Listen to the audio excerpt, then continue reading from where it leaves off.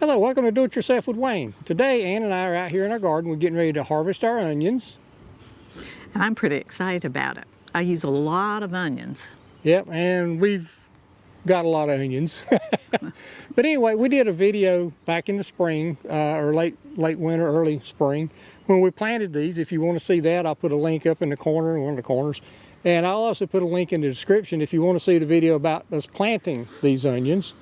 And so anyway, today we're going to get started harvesting these. We're going to show you, we're going to pull them up.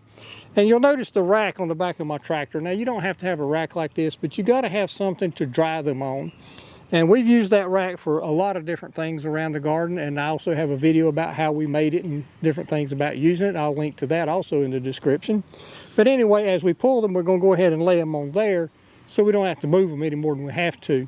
So that's what we're getting ready to do. We're going to harvest our onions and lay them on a rack to dry. As you can see, all of the tops mostly have already fallen over, which is a good indicator that they're ready to be harvested. Yes, and you'll notice a couple of them have bolted. When they go to seed like this, that's called bolting. That's where their seeds will be. And we got one down at the end that's the largest of the ones that bolted. We're actually going to save that for next year. And we'll try planting the seeds. We've always got the little onion sets to plant them, but next year we're going to try some seeds and see what happens. If it works, we'll do a video. Now we're going to start pulling them up, and what we're going to do is when we pull them up, Ann's going to work from that end, I'm going to work from this end. That helps us not be in each other's way. And on the rack, we'll start out laying an onion here and here and here and here right next to each other. And then when we get all the way across, we'll start a second row, and we got a feeling we're going to end up with 4 rows of onions across there. Probably good if our drying rack was a little bit larger at this point, but that's what we've got to work with. So anyway, now we're going to start pulling some onions and laying them out to dry.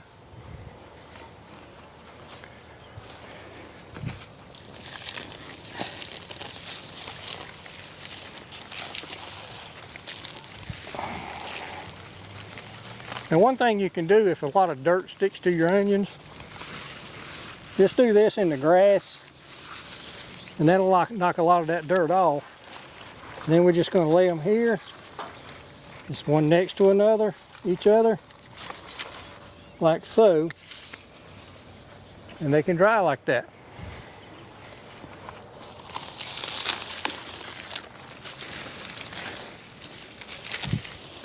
Now you may notice also the onions that Ann are pulling tend to be bigger than the ones that I'm pulling. And I think the reason for that is that end of my bed doesn't get as much sun as that end because of some trees I've got. And I don't think we fertilized any different. I don't think the soil's any different. I think it's just a difference in the sunlight. This year, these are a sweet onion. So they're good. Yeah, the variety is actually called Texas Sweet. From what I've been told, it's the same thing as a Valdalia. A Valdalia is a Texas Sweet, like I said, from what I've been told. But unless you grow it in Valdalia, Georgia, you can't legally call it a Valdalia. But it is the same variety. Last year, our onions that we grew, we were able to keep them and use them all the way until March of this year. If you might notice that the biggest part of our onions are above the ground because several weeks, a month or so ago, Wayne came out. A couple weeks ago. A couple of weeks, okay. Wayne came out here and pulled the dirt back from them.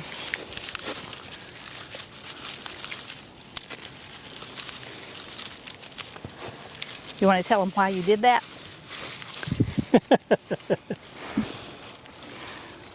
When the onions start developing the bulb, they fight against the dirt that's around them. And usually the dirt will be up about this high. And if the dirt is kind of around the bulb, it won't develop as much. Sorry, I got a mockingbird chasing crows now. You never know what you're going to see around here.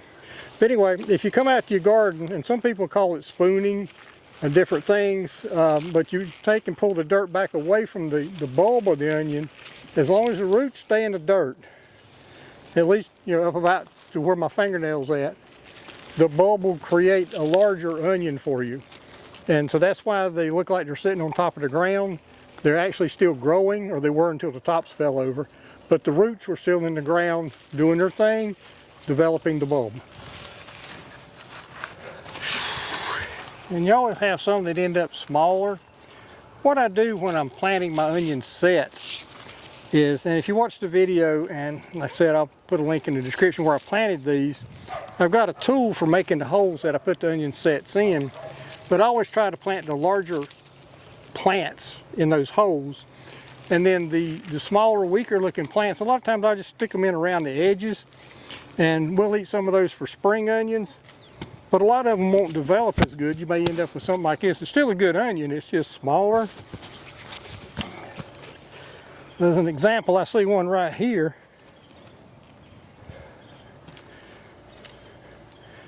That was one of the little scrawny onion sets that we had that I just put on the edge. Still makes a good onion. Cut those seeds off, you know, it cut part of the top off. That's still a really good onion. They're just small. Now there you go. There's our onions. Obviously we're going to have to do something a little different for our rack because they're in there too close together. They need more air to dry good. And after they dry for a week or two, we'll twist the tops together to store them. But we left a couple with the tops that are going to seed. We'll leave those and try to collect the seeds off of them, and we'll, you know, if that works out, we'll do a video next spring of, you know, starting our seeds and, you know, how well they do. But anyway, now we've got to put these somewhere to let them dry, and we'll be showing a little bit of that here in a moment. Now we're ready to set our onions up for drying, and we've got a problem. The drying rack that we've used in the past is just not big enough for all the onions that we've got this year, which is a good problem, but we had to do something different. Now this rack here, I actually use for storing my firewood on. If you're interested in that, there's a link in the description that you can see the video about building it and using it. But anyway, we just set it up on its side, put some chicken wire up here, some bracing so that chicken wire won't collapse on us. So we're going to put a bunch of our onions up here, and we'll probably still use our traditional drying rack just to have more space to spread our onions out. So that's what we're going to do now. We're going to start putting them up here so they can dry. Now at this point we've got all of our onions spread out on our two different racks. We started out, we're laying all the tops this way, and we decided that wasn't a good idea because, you know, usually we don't have this many.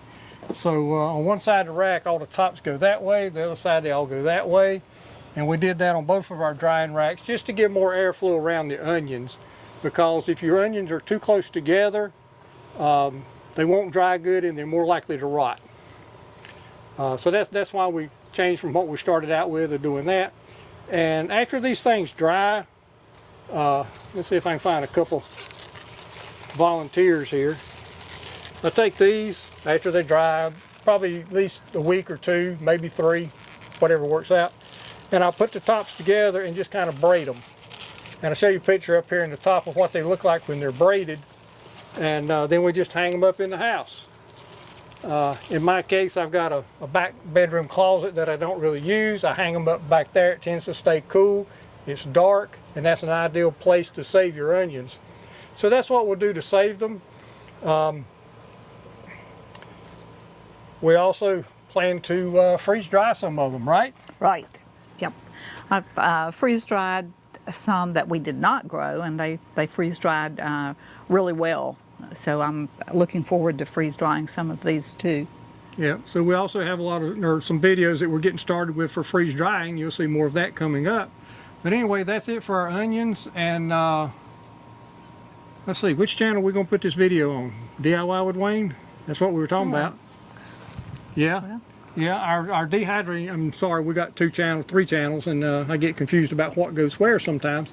But this will be at DIY with Wayne. The freeze drying stuff is at Cooking and Storing with Ann and Wayne.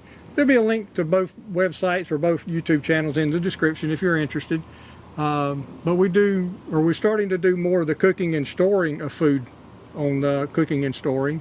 But this being garden, it's more like the DIY stuff, so it'll be on DIY with Wayne. Does that sound good? Sounds good to me. All right. So that's about it. We'd really appreciate it if you click like on our video, share it with your friends, subscribe to our channel. That really helps us grow, and we would appreciate it. And at this point, I'd just like to say thank you for visiting, and we hope you have a great day.